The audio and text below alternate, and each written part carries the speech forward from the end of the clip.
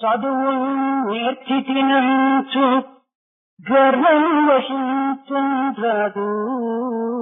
చదువు నేర్చితినంచు గర్వం వశించరాదు. నీ చదువే పాటిది, నీ చదువే పాటిది. అన్యము అర్జించం లోకులు. చదువు నేర్చితినంచు గర్వము వశించరాదు. నీ చదువే పాటిది. చదువగలిగినదంటే నీ కలదంచు గర్వ దురహంకారం వాయుడి. గర్వ దురహంకారంబులం వాయుడి. హృది దానం ఘటించదన్, హృది దానం ఘటించదన్ సుగతి. ఓయి అవిద్యాపతి, ఓయి అవిద్యాపతి. Do not feel very proud that you have learnt many things and that you are a very knowledgeable person. What after all is the extent of knowledge which you have acquired when you are not able to help others with your knowledge? Do not be proud that you know too many things and think that by your education you can be better than others is a matter of pride and is a matter of ego which you have to give up at all times.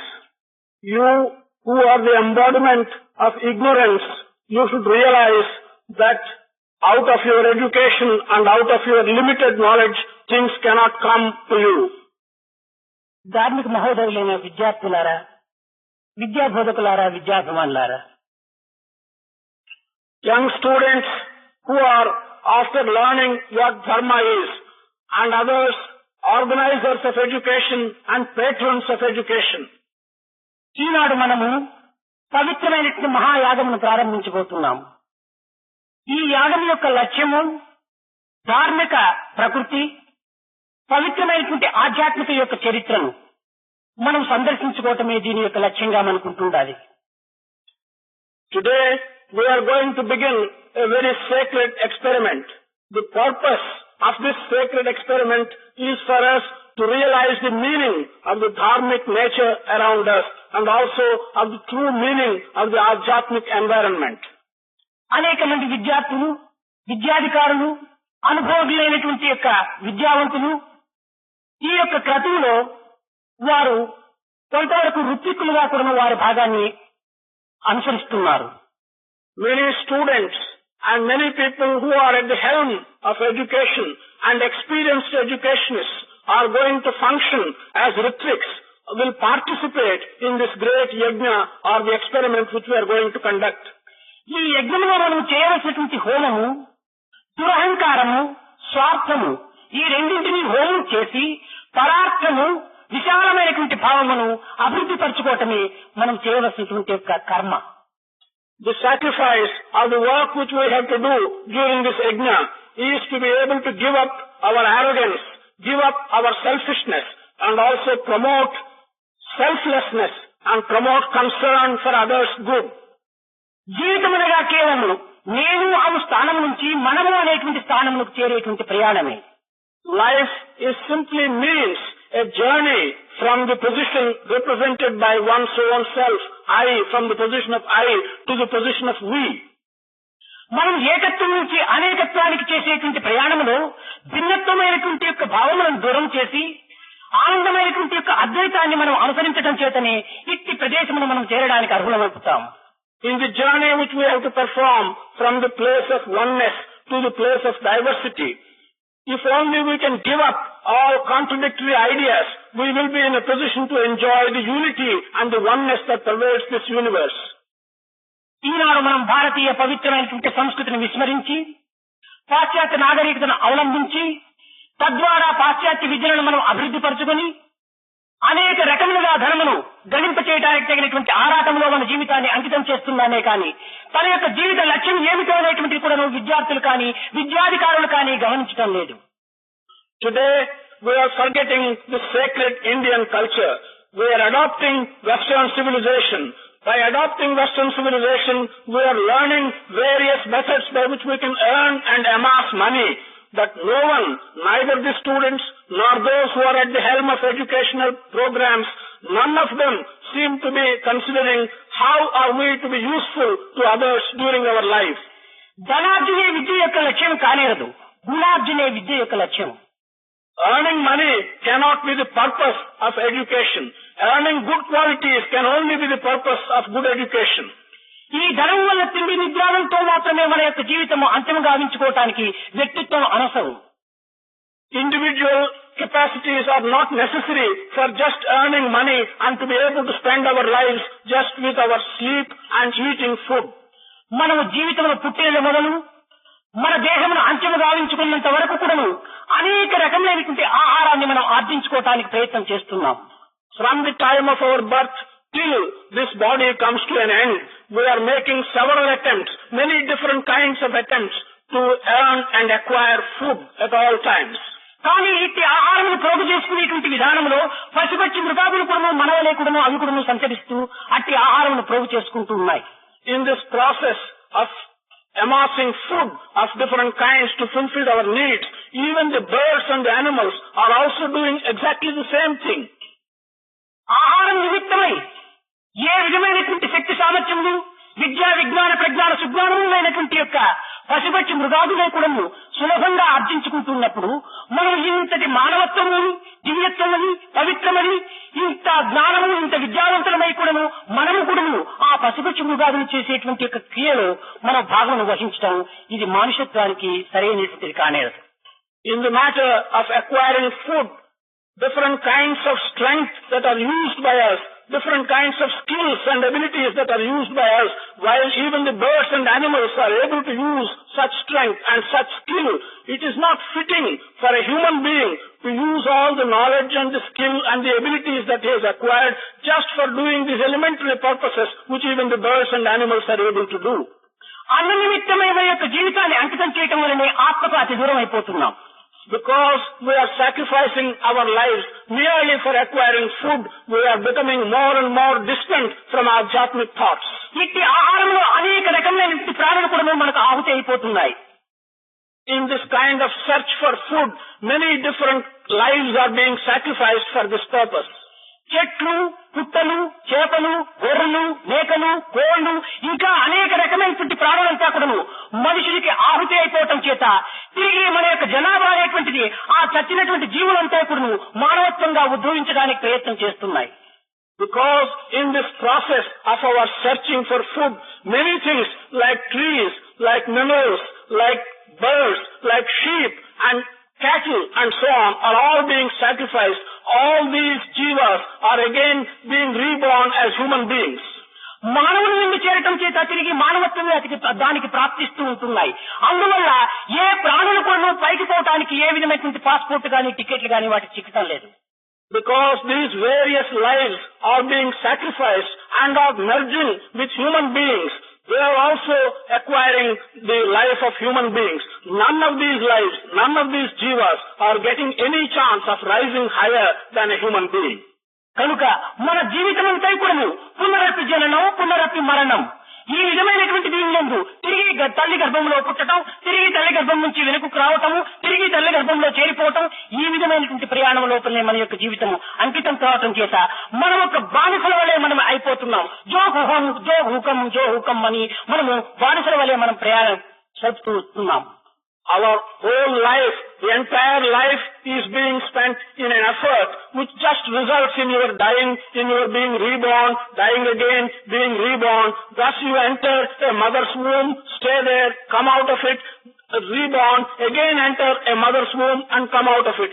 All our life, the efforts which we make in all our lives are resulting in just death and rebirth and so on. We are becoming slaves to this very process. కనుక మనము బానిసలు కావడానికి ఏమాత్రం కూడా ప్రయత్నం చేయకూడదు. మనం భాగ్యవంతులైనటువంటి జ్ఞాన భాస్కరునికి స్వాధీనం కావడానికి తగినటువంటి ప్రయత్నం చేయాలి. We should never make any attempt to become slaves to this process. We should become prosperous. we should become one with the great effulgent divine spirit. ఈనాడు మానవుడు తన యొక్క ధర్మములకు ఇతర ధర్మములకు ఉన్నటువంటి తేడా ఏమిటో, తన యొక్క మతములకు ఇతర మతములకు ఉన్నటువంటి యొక్క వ్యత్యాసం ఏమిటో, తన దృష్టికి ఇతరుల యొక్క దృష్టికి ఉన్నటువంటి తారతమ్యం ఏమిటో, తన జీవితంలో తాను ఆర్జించినటువంటి ఘనకార్యం ఏమిటో, తన ఈ ప్రపంచాన్ని వదిలిపెట్టి పోక పూర్వమే తాను సాధించినటువంటి సత్కర్మలు ఎన్నియో విచారించలేకుండా తన యొక్క జీవితం ఏదో మర్చిపోతూ పోతున్నా మానవత్వమే వ్యర్థమని కూడా ఇందులో అర్థమవుతుంది. Man today does not make an attempt to understand what is the basic difference between the dharma that has been entrusted to him and the dharma of others. He does not make any attempt to understand the difference between himself basically and others. What is the difference between the religion which he has to follow and is following and the religion of others? What is the difference between his viewpoint and the viewpoint which is adopted by others? Without making an attempt to understand these things and even ask himself the basic question, what is the great achievement which I have achieved during my lifetime? He simply ends his life. Before even he ends his life, he does not ask any of these basic questions, nor does he understand the value of life. తన పవిత్రమైనటువంటి యొక్క సంస్కృతిని అనేక విధములుగా పరిహసించి దాని యొక్క తారతమ్యమును ఏలుపెట్టి చూపేటువంటి వ్యక్తులు మనకు తయారైనప్పుడు మనం ఏ రీతిగా భరించుకో ఉండగలమో అనేటువంటిది కూడా మీరు అర్థం చేసుకోవచ్చును. When one finds around himself several people who are ridiculing the culture which is our own culture without trying to find out how is it that we can meet such ridicule to our own culture, such a situation you can understand how ridiculous it is when you put yourself into it. మన పరమాత్మాన్ని బహుళంగా సంస్కరింపజేసి సర్వ విధములైనటువంటి యొక్క ఉపకారంలో వినియోగపరిచినటువంటి యొక్క భారతీయ సంస్కృతిని ఇతరులు చులకనగా చూస్తున్నప్పుడు భారతీయులు ఏ రీతిగా భరించుకొని ఉంటున్నారనేటువంటిది కూడా మహా ఆశ్చర్యంగా ఉంటుండాలి. It is something which is very surprising and which one doesn't understand when the great Indian culture, the contents of which have been improved from time to time by our ancestors, when this is being ridiculed and when this is being looked at in a very cheap manner by others, how are we bearing it and how are we able to accept it is something which one cannot understand. ఏ మతమును కానీ ఏ ధర్మమును కానీ ఎవరు కూడా పరిహసించడానికి పూనుకోకూడదు అనేటువంటి యొక్క సంకల్పాన్ని వారి హృదయం లోపల సూటిగా నాటుకుని పోయేటట్టుగా మనం ప్రయత్నం చేయాలి. We should make an attempt to make these people realize that no one can ridicule any religion, no one can ridicule any tradition. This is something which we should make an attempt to make these people understand. అనేక మంది భారతీయులు పవిత్రమైనటువంటి భారతీయ సంస్కృతి పైన వ్యాఖ్యానములు సలుపుతూ వారు ఏదైనా కొన్ని ప్రశ్నలు అడిగితే ఈనాటి భారతీయులైనటువంటి విద్యార్థులు చక్కని జవాబును చెప్పి వారి నోరు మూయించేటువంటి యొక్క శక్తిలో లేకపోవటం చాలా విషాదకరము. When others ask questions, when others criticize the contents of our own traditions and our own culture, young people who are citizens of this great country, when they are not in a position to be able to meet such criticism and tell them what is wrong in their criticism, this inability on the part of our young people who are citizens of this country is something which is a very sad state of affairs. దీనికి కారణం ఏమిటి? భారతీయ సంస్కృతిని గురించినటువంటి పవిత్రమైనటువంటి చరిత్రలు విద్యార్థులు ఏమాత్రం కూడాను దాని పరిచయం చేసుకోలేకపోవటమే దీనిలో ఉన్నటువంటి అంతరార్థం. The reason for this, the inner meaning for this sad situation is that our young students do not acquaint themselves and do not understand the great stories which make up our Indian culture. ఇటువంటి పవిత్రమైనటువంటి స్థితి యందు లోకము అనేక రకములుగా అశాంతికి గురి అయినటువంటి పరిస్థితి యందు యువకులైనటువంటి మీరు భారతీయ సంస్కృతిని చక్కగా అర్థం చేసుకొని దాని ఆచరణ యందు ఉంచి అంతరాత్మను గ్రహించి మన యొక్క పవిత్రమైనటువంటి యొక్క చరిత్రను పునరుద్ధరణ చేయడానికి తగినటువంటి కంకణం కట్టుకోవాలి. In this situation, when there is lack of peace everywhere in the world, and when the world itself is thrown into confusion, you, young citizens of this country, should understand Indian culture and should be able to, by pointing out examples from our own traditions and stories, resuscitate what is valuable in our culture. దేశం యొక్క మంచి చెడ్డలంతా కూడాను మీపైన ఆధారపడి ఉంటుండాలి. The good and the bad of the country rests on your shoulders. అటువంటి ఆధారంగా ఉన్నటువంటి మీరు మన యొక్క ఆదాయమైనటువంటి యొక్క తత్వాన్ని గుర్తించుకొని మీరు కూడా అటువంటి యొక్క తత్వాన్ని ఆచరించి పవిత్రమైనటువంటి భారతీయ ధర్మాన్ని మీరు ఆచరించడానికి ప్రబోధన సలపడానికి ప్రచారం సలపడానికి సంసిద్ధులుగా ఉంటుండాలి.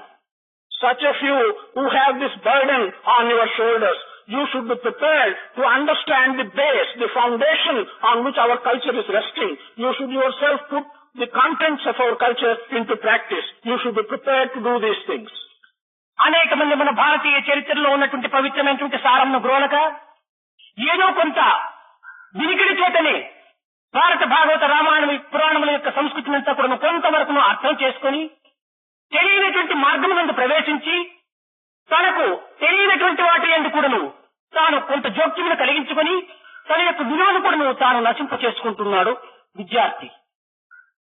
A typical student today does not understand the sacred contents of our culture. He gets only from hearsay. He does not read the Bharata or the Bhagavata or the Ramayana. He just gets a few superficial things by hearing others speak about these things. Then, by this hearsay, he enters wrong paths and he adopts wrong values, imperfect values, and he is ruining himself. కనుక మొట్టమొదట మీరు మీ సంస్కృతిని చక్కగా అర్థం చేసుకోవటానికి దానిని సరైన రీతి లోపల ఆచరణలో పెట్టడానికి తగిన ప్రయత్నం సలపాలి. The first thing in this context which you should do is to understand firsthand the contents of our culture. Then you should follow it up by making an attempt to put the injunctions into practice. దీనికి ఒక చిన్న ఉదాహరణము. There is a small example for this. మన భారతదేశంలోకే కాక యావత్ ప్రపంచంలో కూడాను Bible, Quran, వేదం ఇది ఒక్కొక్క మతములకు ఒక్కొక్క రకమైనటువంటి యొక్క ముఖ్యమైనటువంటి యొక్క ప్రాణములుగా విశ్వసిస్తూ వచ్చారు. It is not only in our country, but in all the countries of the world over, the spiritual texts like the Bible, the Quran and the Veda have been regarded as authoritative scriptures all over the world. ఇందులో ఉన్నటువంటి పరమార్థం ఏమిటో అనేటువంటిది కూడాను, అంతరార్థం ఏమిటో అని కూడాను ఎవరు కూడాను ఏ మతం వారు కూడాను చక్కగా లోతునకు దిగి విచారం సల్పటం లేదు. No one belonging to any particular religion is making the inquiry and ask the question, what is the inner meaning? What is the significance of these three being prescribed as the authoritative texts? దైవత్వాన్ని అర్థం చేసుకోవటం మహా కష్టము. It is a very difficult matter to understand and comprehend divinity. తన యొక్క వ్యక్తిత్వాన్ని తాను అర్థం చేసుకోలేనటువంటి యొక్క పరిస్థితి యందు దైవత్వాన్ని ఏ రీతిగా తాను అర్థం చేసుకోవటానికి పూనుకోవటం ఇది హాస్యాస్పదం. One who does not understand his own individuality, it is something very ridiculous that he goes and makes an attempt to understand divinity. మన యొక్క ఆధ్యాత్మిక మార్గములకు ధర్మం ఆధారమైనటువంటిది. For our spiritual thought, dharma is the very basis. ధర్మం వ్యక్తి పైన ఆధారపడినటువంటిది కాదు, లేక యుగముల పైన ఆధారపడినటువంటిది కాదు, సత్యం పైన ఆధారపడినటువంటిది. అందువలనే సత్యం నాస్తి పరో ధర్మ అన్నారు. Dharma does not depend upon an individual. Dharma does not depend upon a period. Dharma does not depend upon any particular situation. Dharma depends only on truth. That is why it has been said that there is no other dharma than truth. తనకు తోచినట్లంతా కూడా నడుచుకోవటం ధర్మం అని అనుకోవటం చాలా వెర్రితనం. To conduct oneself in a manner which suits him and which comes in his own mind is not right. To think that that is dharma is something very foolish. తన అనుకూలములకు తనకు నచ్చినటువంటి వాటిపైన తగినటువంటి ప్రవర్తన జరుపుకోవటం ధర్మం అనుకోవటం కూడా ఒక వెర్రితనం. To think that to conduct oneself to suit one's own convenience, to suit one's own ideas, to think that that is dharma is very foolish. సమష్టి దృశ్యాన్ని అభివృద్ధి పరచుకొని, సమష్టి దృష్టిని అభివృద్ధి పరచుకొని, చలించిన మనసును భ్రమించిన మనసును కూడా అభివృద్ధి పరచుకోవటమే ఈ ధర్మం యొక్క అంతరార్థం. To be able to develop equal-mindedness, to be able to develop an attitude which looks at things with equanimity, this is the inner meaning. This will help you to have an unwavering mind, to have an unwavering thought. భారతీయ చరిత్ర యందు మహాభారతం ఒకటి ప్రమాణము, ఇంకా Bible అనేటువంటిది Christians ఒకటి ప్రమాణంగా తీసుకున్నారు. In the history of Indian thought and Indian culture, Mahabharata has been taken as an authority. Similarly, in Christian thought, Bible has been taken as an authority. బైబిల్లో క్రైస్ట్ ఆదర్శప్రాయుడైనటువంటి మహనీయుడైనటువంటి వారు సత్యాన్ని ప్రబోధించి లోకంలో తన దేహంలో త్యాగం చేసుకున్నటువంటి వ్యక్తి యొక్క చరిత్ర మనం విచారణ చేసినప్పుడు తాను ఒక మిస్ మేరీకి ఉద్భవించినటువంటి వాడు అని ఒక చరిత్రలో మనం చదువుతూ వచ్చాం. When we read the Bible and when we look at Christ as an ideal figure who proclaimed truth for the rest of the world, and in that process of proclaiming the truth for the rest of the world, he sacrificed his own body. When we look at his life story, we learn that he is an individual who was born to Miss Mary. ఇక్కడ మిషనరీకి ఉద్భవించినటువంటి వాడు క్రైస్తవం అని చెప్పేటప్పటికీ క్రైస్తవులందరూ కూడాను, Christians అందరూ కూడాను ఇతడు కేవలం దైవశక్తి వల్ల ఉద్భవించినటువంటి వాడు, ఇది మహాపవిత్రమైనటువంటి ఈ మిస్ మేరీ అని వారు ఎంతో గర్వరీతిగా కూడాను లోకానికి చాటుకుంటూ వచ్చారు. The moment this story is revealed that Christ was born to Miss Mary, all those who follow Christianity, all the Christians feel very proud and they develop the feeling that this is some divine strength. As a result of divine power, Christ was born to Miss Mary, and Miss Mary is a very sacred woman. This is the kind of feeling which they develop, and they proclaim it with great pride to the rest of the world. దీనిని Christians ఎంత పవిత్రమైనటువంటి దృష్టిలో వారు అనుభవిస్తూ వచ్చారో, ప్రచారం చేస్తూ వచ్చారో ఒక్కతూరి మనం అర్థం చేసుకోవాలి. It is something which we should all try and understand with what pride and with what significance they have accepted this event, and with what pride have they proclaimed it and taught it to the rest of the world is something which you should understand. ఇంకా భారతీయులు చూస్తామంటే మిస్సిగా ఉన్నటువంటి కుంతీదేవికి కర్ణుడు పుట్టాడుతుంటే చెప్పుకోవడానికి సిగ్గులు చేసిగా తల వంచుకుంటున్నారు. ఇది ఎంత అవివేకంగా ఉంటుందో, ఎంత అజ్ఞానంగా ఉంటుందో మీరు యోచన చేసుకోవచ్చును. మీరు కూడా దీన్ని దివ్య శక్తిగా ఎందుకు మీరు భావించుకోలేకపోతున్నారో ఈ విద్యార్థులలో కానీ మన భారతీయ పెద్దలైనటువంటి యొక్క మార్గదర్శకులు ఎందుకు కానీ ఇట్టి పవిత్రమైనటువంటి అర్థాన్ని తీసుకోకుండా పోవటము చాలా విచిత్రమైనటువంటి రీతిగా ఉంటుండాలి.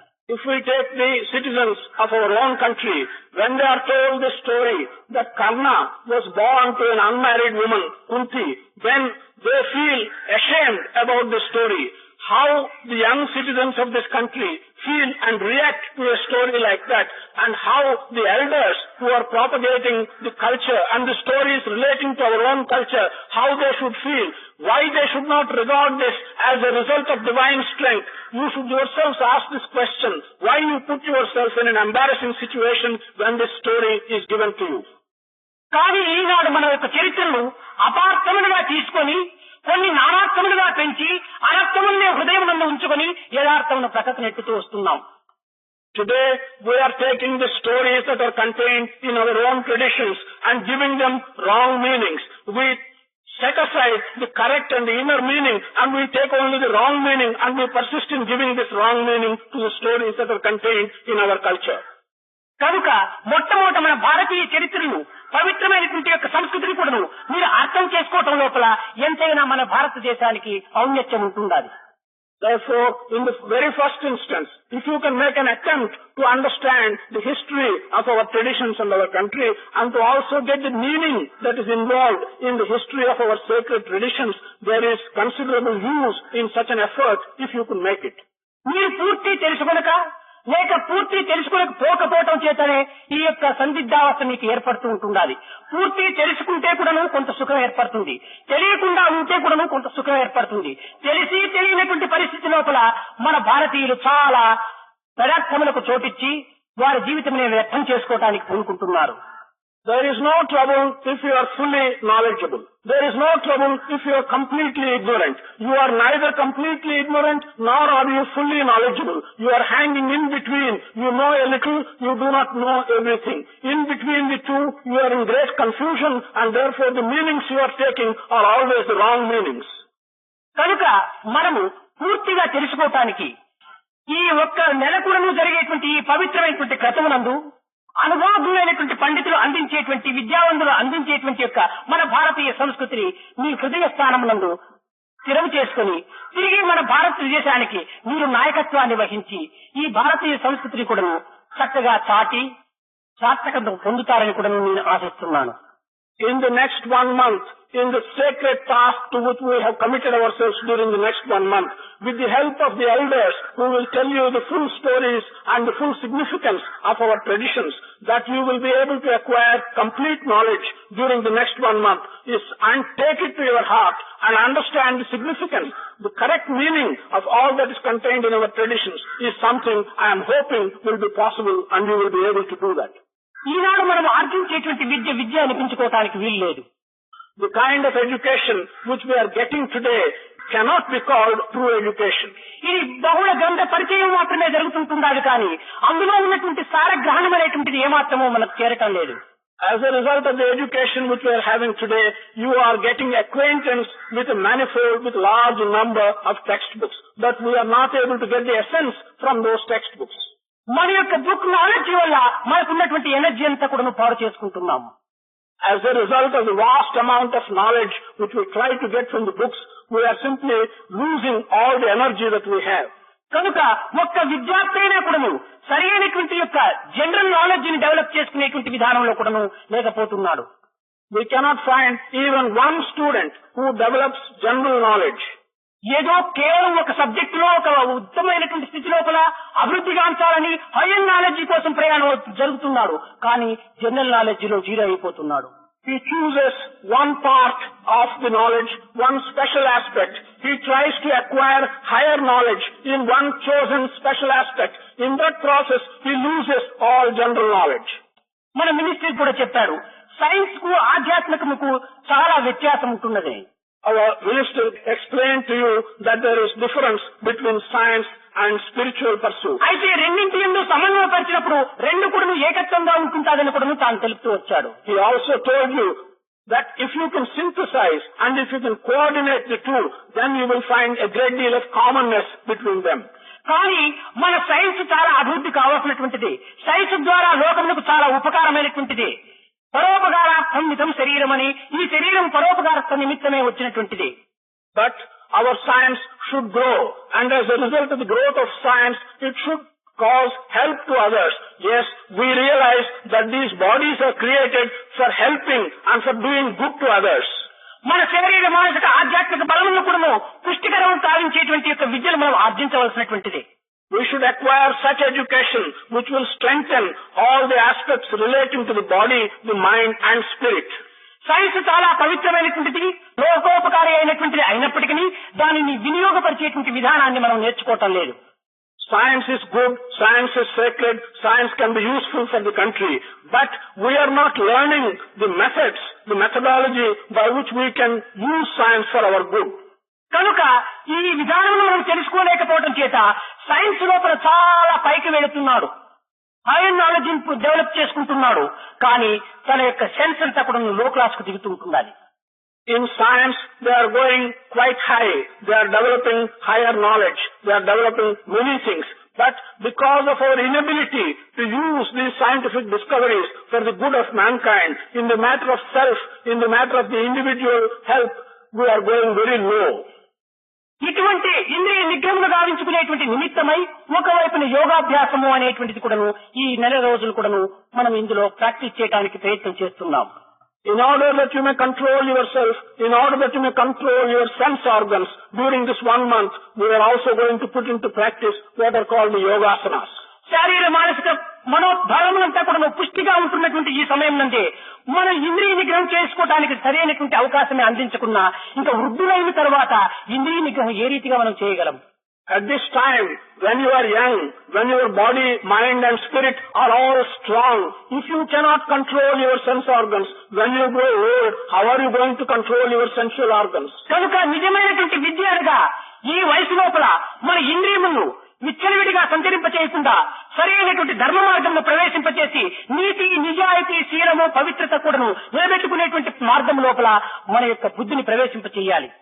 True education should be regarded as one which will enable you at this age of yours to control your sense organs and to make them go along the right path.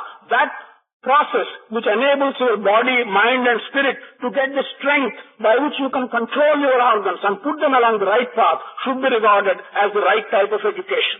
ఈ ఇంద్రియ ఉద్రేకం అనేటువంటిది మనుష్యత్వాన్ని భస్మం చేస్తూ ఉంటుంటాది. మనుష్యత్వాన్ని కూడా కొంతవరకు కూడా నిర్మూలం గావిస్తూ ఉంటుంటాది.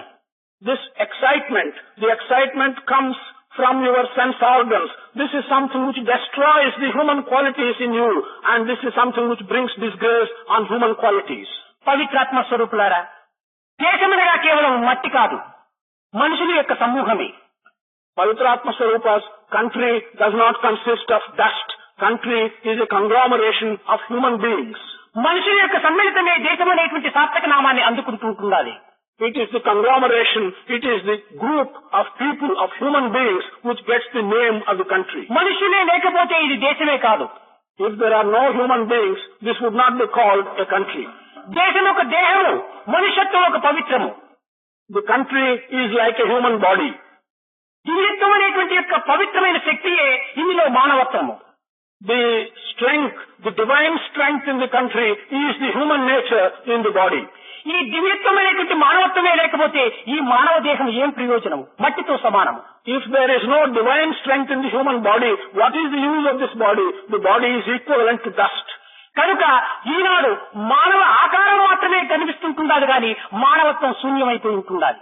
Today we see only the human form, the human nature and the human quality has become extinct in these human forms. మానవత్వమునకు మకటాయమానమైనటువంటి యొక్క శీలము, సౌజన్యము, పవిత్రత, ఈ నీతి నిజాయితీలు మనం పెంచుకున్నప్పుడే ఇక్కడ మానవత్వం అనేటువంటిది సార్థకమవుతుంది. These qualities which are precious and which are distinctive and which characterize the human quality and the human being, namely good quality, morality, truth, adherence to dharma, if these things are absent, then the human qualities do not shine at all. కనుక మనము మానవత్వాన్ని పెంచుకోవాలి కానీ మానవ ఆకారం మాత్రమే పెంచుకోవటం కాదు. We should promote human qualities and human nature. We should not make an attempt to promote only the human form and appearance. ఇవి రెండు కూడా నెగటివ్ పాజిటివ్ వంటివి. These two are like the negative and the positive. ఈ రెండింటి యొక్క ఏకత్వమే సక్రమంగా లేకుండా పోయినా ఇందులో రెండు కూడా నిష్ప్రయోజనమైపోతాయి, నిరుపయోగమైపోతాయి.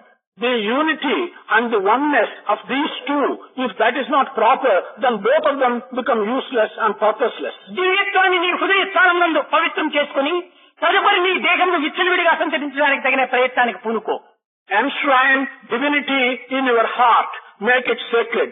Then you can make an attempt to use your human form in a manner in which you like. దివ్యత్వానికి ఈనాడు స్వస్థ చెప్పి కేవలం దేహంలో మాత్రమే విచ్చలవిడిగా సంచరించడానికి ప్రయత్నం చేయటం లాగా ఇది కేవలం మృగ సంచారమే కానీ మనుష్య సంచారం కానేరదు.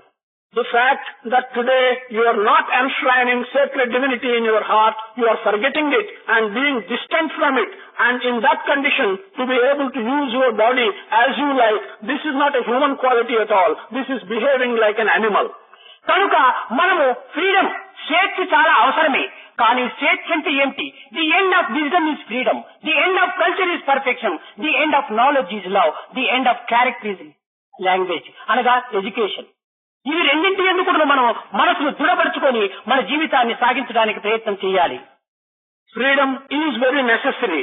But before we enjoy the freedom that we feel is necessary, we should understand what is meant by freedom.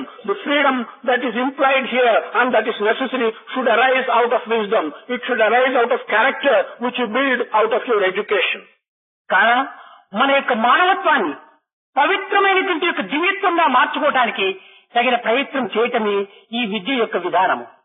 To make an attempt, to make all attempts by which you transform the human nature in you into the sacred divine nature, that should be the purpose of all education which you wish to have. ఈనాడు మనం ప్రకృతి నుంచి ఆత్మలో నిష్క్రమిస్తున్నాము అనేటువంటి భావం దూరం చేసుకుని ఆత్మ నుంచి మనం ప్రకృతిలో ప్రవేశిస్తున్నాము అనేటువంటి సత్యాన్ని మీరు గుర్తించుకోండి. You should forget that you are starting from the nature, from the environment and moving on to the Atma. But you should believe that you start from Atma and then move on to the environment, to the nature. ఆత్మ నుంచి ప్రకృతి దిగినప్పుడు ఆత్మ భావములే మన యందు పరిశుద్ధంగా ఉంటుంటాయి. If you start from the base of Atma and get into nature, then the ideas which are relevant to Atma will also be with you. ప్రకృతిని పరమాత్మ స్వరూపంగా మీరు విశ్వసించండి. You should believe that all that you see around you, the creation, nature, is simply the embodiment of the Lord Himself. పరమాత్మ సర్వాంతర్యామి, సర్వభూతాంతరాత్మ, సర్వశక్తిమయుడు.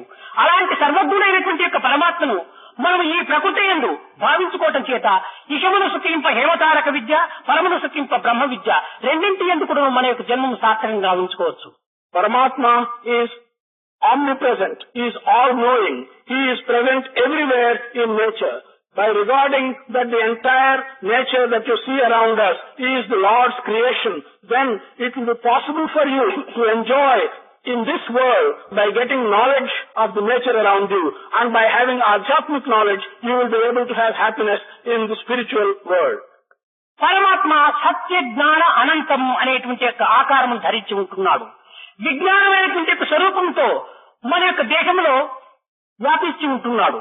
అంతేకాకుండా ఆత్మ అనేటువంటి ఆకారంలో సర్వ ఇంద్రియములకు కూడాను, సర్వ జ్ఞానేంద్రియములకు కూడాను, సర్వ శక్తిని కూడాను ప్రజ్ఞ రూపకంగా అందిస్తూ వస్తున్నాడు.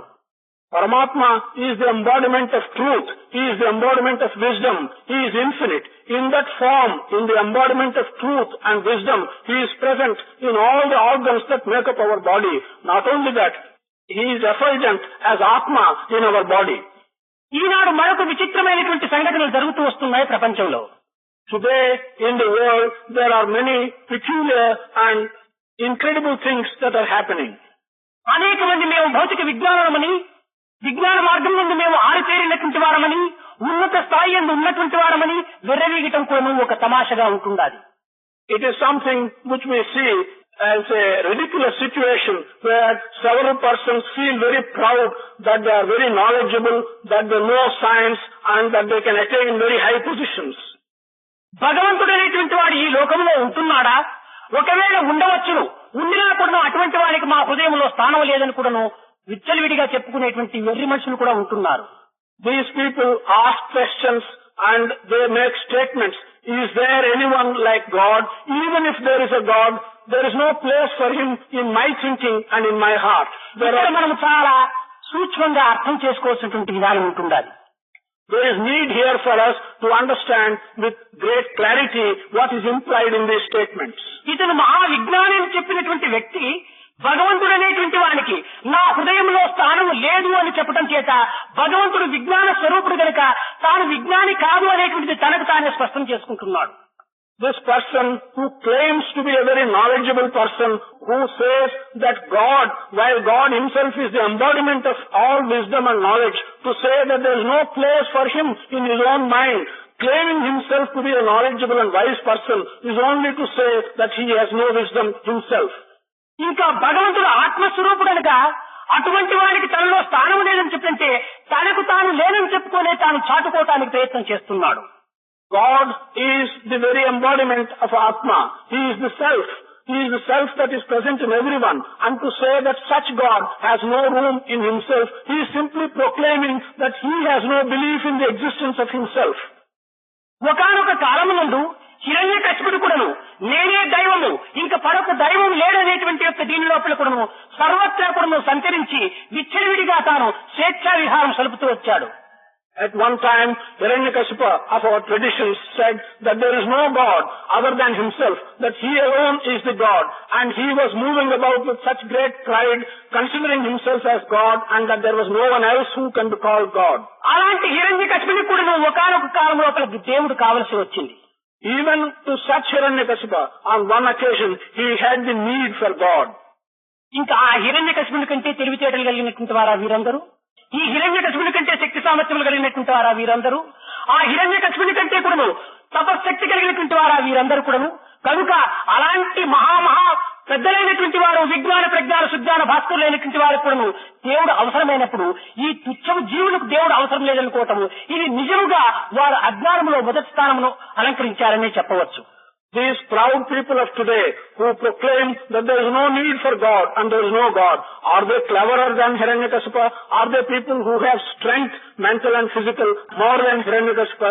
If Hiranyakashipa, with all his strength and all his tapas, did need a God, these foolish people who today proclaim that there is no need for God, they will also one day or other will have to ask for the help of God. దేవుడనగా తానే దైవము, తానే దైవమీకుడును, దైవం లేదనుకోవటం లోపల ఏమైనా తన తుంట చేయని బయటకు పెట్టి చూపించుకున్నట్టుగా ఉంటుంటాది. Who is God? God is himself. He himself is God. And under those conditions, to proclaim that there is no God is merely to show his own lame hand and say that he does not exist. దైవము లేదు అని చెప్పుకోవటము నేను గుడ్డురాలు బిడ్డను అని చెప్పినట్టుగా ఉంటుంటాది. To say that God does not exist is as ridiculous as to say that he has been born to a barren woman. ఇంకా దైవము లేదని చెప్పుకోవటం లోపల నాకు మాటలు రావని చెప్పి వాదించేటువంటి వాడిగా ఉంటుంటాది. Also, to argue that there is no God is as bad as arguing that I cannot speak. ఇవన్నీ కూడా అర్థం లేనటువంటి వ్యక్తపు మాటలే కానీ సార్థకమైనటువంటి దివ్యత్వాన్ని మనం అర్థం చేసుకోవటానికి పవిత్రమైనటువంటి భారతీయ చరిత్రలో మనం తప్పక గుర్తించుకోవాలి. All these are meaningless words which make up meaningless argument. we should really try and make an effort to understand the sacred significance of our culture. ఇటువంటి అర్థమును మనం గుర్తించుకొని భారతీయ పవిత్రమైనటువంటి చరిత్రను కొంతవరకు కూడా మనం అనుభవించుకోవటానికి తగినటువంటి ఒక సంకల్పాన్ని మీరు దృఢం చేసుకోవాలి. You must make up your minds and have it implanted in your minds firmly that you wish to understand and you wish to experience what is contained in our culture and in our traditions. పవిత్ర భారతీయ సంస్కృతి యందు ప్రథమమైనటువంటిది మాతృదేవోభవ, పితృదేవోభవ, ఆచార్య దేవోభవ. ఈ మూడింటి యందు కూడాను సత్యం వద, ధర్మం చర, ఈ ఐదు కూడాను పంచ ప్రాణములుగా మనం విశ్వసించి మన జీవితంలో కొంతవరకు వాటి నిమిత్తమై అంకితం చేసినప్పుడు ఇది పవిత్రమైనటువంటి మానవత్వం. In sacred culture of ourselves, of this country, there are injunctions which are the very basis of our culture. Matrudevo bhava, Pitrudevo bhava, Acharya Devo bhava. To regard your mother, to regard your father, to regard your guru as gods themselves are essential basis of our culture. Satyam vada, dharmam chara. These 5 things constitute the basic pillars of our culture. Speak the truth and act in the right manner. మన దేహము, మన భోజనము, మన వస్త్రము, సర్వస్వం కూడా రక్తముతో సమానంగా మనం మాతాపితృల నుంచి కూడా తీసుకుంటున్నాం. Our very body, the food that we eat and the clothes that we wear, we are sharing it as we share our blood with our parents. అటువంటి మాతాపితృలకే మనం కృతజ్ఞత చెప్పకుండా పోయినా ఇంకా మానవత్వం అనేటువంటిది మనలో ఏముంటుందో అది యోచన చేసుకోండి. If to such mother and father we cannot show gratitude, then what is the human nature that is left in us? ఈనాడు మనం మన తల్లిదండ్రులకంతా కూడా ఆ విధమైన కృతజ్ఞత అందించినప్పుడే భవిష్యత్తులో తిరిగి మన బిడ్డల నుంచి కూడా మనం అట్టి ఆనందాన్ని అనుభవించుకోవడానికి అర్హులమైపోతాం. It is only while you are young today you show such gratitude to your parents. When you become older, from your children you can expect and you can hope to get similar gratitude. నీవు ఈనాడే, నీవు ఈ వయసు నుండే నీ తల్లిదండ్రులకు నీకు తగినటువంటి ఒక స్థానాన్ని అందించకుండా ఉండినా నీ బిడ్డలు మాత్రం నీకు అట్టి గౌరవాన్ని అందిస్తారనేటువంటి నమ్మకం ఏమాత్రం కూడా ఉండదు. If today to your parents you are not returning the due gratitude, when you become older, where is the guarantee or where is the belief, faith that your children will show similar gratitude to you? కనుక భవిష్యత్తు అంతా కూడా ఈ వర్తమానంలోనే ఆధారపడి ఉంటుండాలి. All the future depends in a way on the present conduct of yours. వర్తమానంలో మనం చేసినటువంటి యొక్క ప్రతి క్రియ కూడా రియాక్షన్, రీసౌండ్, రిఫ్లెక్షన్ భవిష్యత్తులో రాక తప్పదు. Every act of yours during the present time is bound to have, and there is no escape from these actions having their reaction, having their resound and having their reflection in future. ఈనాడు అజ్ఞాన దిశలో పెద్దలను అగౌరవపరచడము, నీతి తప్పి నడుచుకోవటము, అసత్య మార్గంలో ప్రవర్తించుకోవటము, ఈ రకమైనటువంటి అంతా కూడా నేడు నవ్వుతూ నవ్వుతూ నవ్వుతూ చేస్తే రేపటి దినం నీవు ఏడుస్తూ ఏడుస్తూ అనుభవించవలసి వస్తుంది. It may be in your ignorance. Today you may show disrespect to your elders. You may show bad conduct. You may follow bad ideas and bad paths. You may do it jokingly. You may do it in a laughing way. But as time goes on and as you grow older, all the consequences of what you do today jokingly and laughingly, they will come to you and you will have to experience them with great grief and in tears. అందువలనే be good, do good and see good. This is the way to God. This is the reason why it is in this context we say, be good, do good, see good. This is the way to God. కనుక మనము ఈ పవిత్రమైనటువంటి యొక్క ఈ summer class భారతీయ సంస్కృతిని, ఆధ్యాత్మిక చరిత్ర కూడాను మనం అర్థం చేసుకుని దివ్యత్వాన్ని కూడాను చేరడానికి తగినటువంటి యొక్క ప్రయత్నం లోపల కూడాను మీరు ఏకాగ్రతను వహించి ఈ ఒక నెల రోజులు కూడాను మీకు అనేక అనానుకూలములు గాని కొన్ని రకమైనటువంటి ఆహార వికారములు ఎందుకు కూడాను కొంత కట్టుబాట్లు ఉండినప్పటికీ మీరు భరించుకొని సహించుకొని దీన్ని సాధించడానికి తగినటువంటి ప్రయత్నం చేయటమే మీ యొక్క లక్ష్యంగా మీరు దృష్టి ఉంచుకోవాలి. In this context, during the summer classes, you should have this sacred ideal, the one ambition. You should have concentrate on understanding our sacred culture and on being able to imbibe the good qualities that are contained in sacred traditions. Maybe in your food and in your manner of living, you may have inconveniences. You should not allow those inconveniences to better this single-mindedness, the one purpose of your wanting to understand and imbibe the good sacred ideas that are contained in our culture. మన జీవితంలో అనేక రకమైనటువంటి అనుభవాలను మనం అందుకోవాల్సి వచ్చింది. In our life, we will have to accept and subject ourselves to different kinds of experiences. మనకు ఈ సుఖము అనుకూలమైనటువంటి లక్ష్యాన్ని మనం ఏమాత్రం కూడాను మనము లక్ష్యం చేయకూడదు. We should not pay too much attention. We should not pay any attention to some experience and call it good, on to another experience and call it difficult and a hardship. మనం అనేక శ్రమలకు వచ్చినప్పుడే మనకు సత్యమైనటువంటి పవిత్రమైనటువంటి తత్వం మనకు లభిస్తుంది. It is only when we are able to bear several hardships, different kinds of hardships, will we be in a position to understand what truth is. Pleasure is an interval between two pains. రెండు బాధలే లేకపోతే మనకు సుఖం లభించదు. Pleasure is an interval between two pains. If there is no pain, if there are no two pains, two periods of pain, we will not understand what pleasure is. ఈ విధమైనటువంటి పవిత్ర వయసునందు మనం అనేక శ్రమలకు వచ్చి అనేక త్యాగమును మనం వహించి అనేక విధమైనటువంటి విశాలమైనటువంటి భావనను పెంచుకోవటము మన భవిష్యత్తుకు చాలా ఉత్తమమైనటువంటి జీవితం. In this young age, to be able to stand several hardships, to be able to sacrifice all comfort, and to be able to develop broad-mindedness, this is something which is going to stand in very good stead in future for you. త్యాగమే మనకు ఒక పెద్ద యోగము. Sacrifice is a very big yoga for us. భోగమే పెద్ద రోగము.